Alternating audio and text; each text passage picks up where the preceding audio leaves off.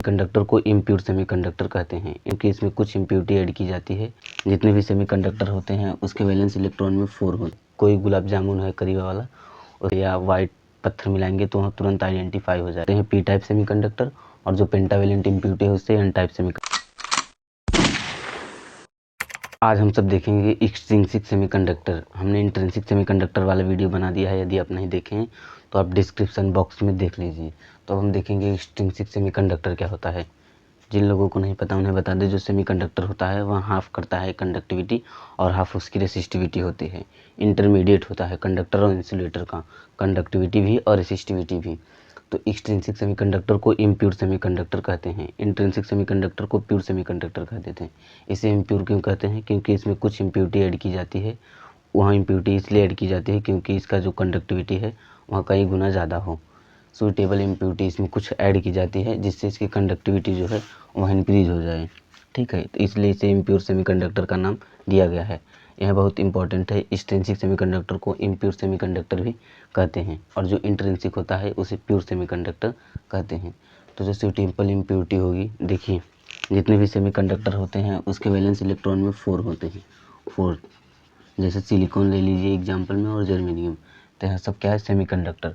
तो सेमीकंडक्टर में जब हम पीरियोडिक टेबल में नीचे की तरफ जाएंगे तो जो सेल है वहाँ सेल की संख्या बढ़ती है, लेकिन जब बगल का यह +3 और +5 देखेंगे तो यह दोनों का जो सेल है वह इसी के बराबर, लगभग बराबर होगा। इसीलिए इसमें सूटेबल इम्प्योरिटी डाला जाता है जिससे कि पता ना हो।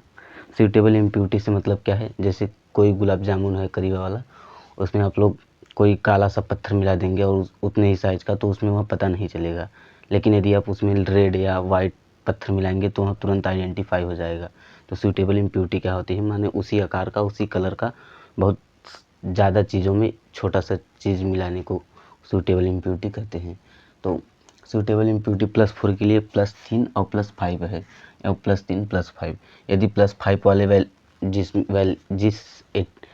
एलिमेंट में +5 वैलेंस इलेक्ट्रॉन रहेगा उसे एन टाइप सेमीकंडक्टर कहेंगे, और जिसमें +3 वैलेंस इलेक्ट्रॉन रहेगा उसे पी टाइप सेमीकंडक्टर कहते हैं। अब हम लोग इसे इरेज करके एन टाइप सेमीकंडक्टर के बारे में और पी टाइप सेमीकंडक्टर के बारे में डिटेल में पढ़ेंगे। एक्सट्रिंसिक सेमीकंडक्टर को 2 कैटेगरी में क्लासिफाइड किया गया है, एक ट्राइवेलेंट इम्प्योरिटी पर और एक पेंटावेलेंट इम्प्योरिटी पर।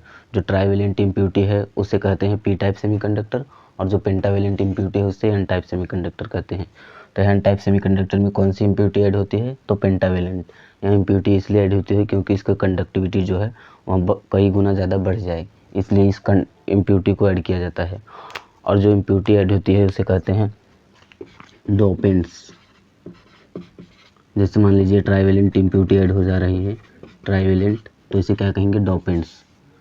या पेंटावेलेंट, इसे क्या कहेंगे? डोपेंट्स। और जब यह इम्प्योरिटी सेमीकंडक्टर में ऐड हो रही है, जैसे मान लीजिए सेमीकंडक्टर में ये ऐड हो रहा है, सेमीकंडक्टर में जो ऐड हो रही है, इस पूरे प्रोसेस को क्या कहेंगे? इस पूरे प्रोसेस को कहेंगे डोपिंग प्रोसेस। कौन सा प्रोसेस? डोपिंग। तो जो इम्प्योरिटी है उसे डोपेंट कहेंगे, माने ट्राइवेलेंट और पेंटावेलेंट इम्प्योरिटी को। और जब यहाँ डोपेंट जो है माने इम्प्योरिटी जो है वहाँ ऐड होगी सेमीकंडक्टर में, उस पूरी प्रोसेस को कहेंगे डोपिंग प्रोसेस। तो डोपिंग प्रोसेस में क्या होता है? जो इम्प्योरिटी होती है उसे ऐड किया जाता है सेमीकंडक्टर में ताकि उसकी कंडक्टिविटी जो है वहाँ बढ़ सके। तो फिर से आते हैं N type semiconductor. N type semiconductor में क्या होता है? पेंटावेलेंट का मतलब ये होता है जिसके पास 5 इलेक्ट्रॉन हो वैलेंस सेल में। तो किसके पास है? आर्सेनिक, एंटीमोनी और फास्फोरस। इनके वैलेंस सेल में कितने इलेक्ट्रॉन है? 5। तो वैलेंस इलेक्ट्रॉन इनके 5 हैं। तो इलेक्ट्रॉन जो है वहाँ इसमें ज़्यादा रहते हैं एन टाइप सेमीकंडक्टर में, और इलेक्ट्रॉन का साइन निगेटिव है इसलिए एन टाइप सेमीकंडक्टर इसका नाम पड़ा है, इससे याद रखिए। और जो पी टाइप सेमीकंडक्टर होता है उसमें होल ज़्यादा होते हैं। होल को कंसीडर किया गया है एक पॉजिटिव चार्ज, और पॉजिटिव चार्ज पी से डोनेट होता है इसलिए उसे पी टाइप सेमीकंडक्टर कहते हैं। तो इसमें 5 वैलेंस इलेक्ट्रॉन होते हैं। इसका एग्जाम्पल है आर्सेनिक, एंटीमोनी और फास्फोरस। तो इसमें जो नंबर ऑफ होल्स होते हैं वह कम होते हैं, नंबर ऑफ इलेक्ट्रॉन ज़्यादा होते हैं।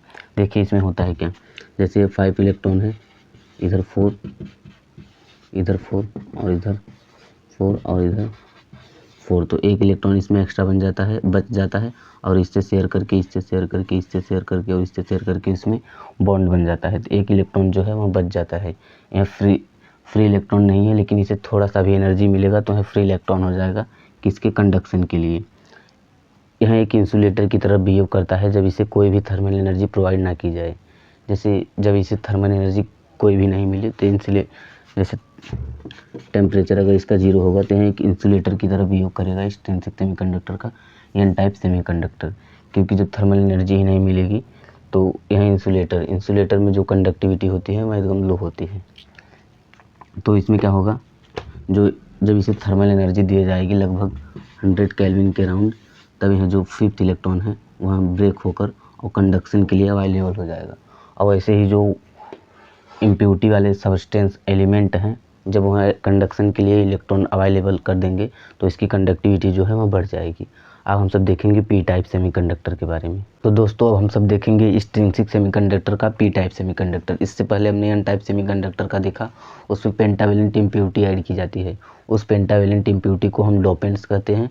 यदि पेंटावेलेंट या ट्राइवेलेंट इम्प्योरिटी ऐड करें सेमीकंडक्टर में तो उस पूरे प्रोसेस को हम कहेंगे डोपिंग। ठीक है, तो पी टाइप सेमीकंडक्टर जो होता है इसमें ट्राइवेलेंट इम्प्योरिटी ऐड की जाती है, इसमें आप इसे डोपेंट कह सकते हैं। इसमें जो वैलेंस इलेक्ट्रॉन होते हैं आउटर सेल में, माने वैलेंस सेल में, तो इसे कहते हैं, इसमें 3 वैलेंस इलेक्ट्रॉन होते हैं। एग्जाम्पल इसका होगा अल्मोनियम, बोरान और इंडियम। इसमें आउटर सेल में कितने इलेक्ट्रॉन होते हैं, 3।